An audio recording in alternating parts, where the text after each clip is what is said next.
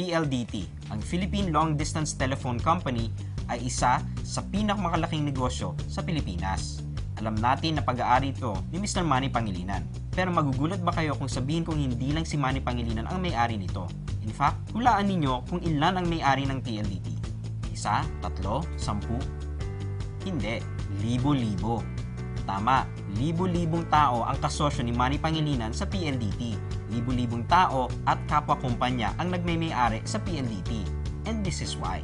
In order for any company to expand, kailangan ito ng pera para magpatayo ng mas malaking factory, mag-install ng mas maraming telepono, o mag-hire ng mas maraming trabahador para mag-generate ng puhunan para dito, pangkaraniwan sa isang kumpanya na magbenta ng stocks or shares ng negosyo nito.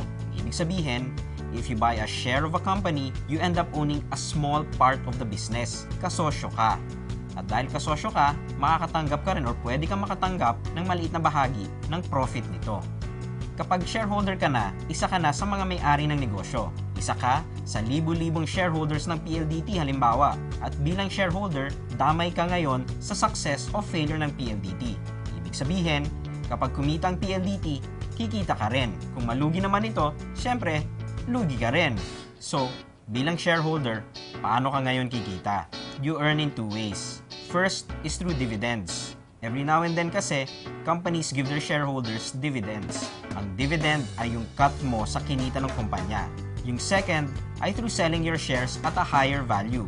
Over time kasi, tataas or bababa ang presyo ng shares na hawak mo. Kung lumago ang PLDT, tataas ang value ng shares mo. If you sell your shares for more than what you bought them, kumita ka na. Alam nyo, ang pagkakaroon ng shares or stocks ay parang negosyo. Hindi ito loto at lalong hindi ito magic. You need to buy shares in companies that you believe in. Companies that you think will do well and grow. Dahil ang pagyaman mo ay nakasalalay sa tagumpay ng mga negosyong ito.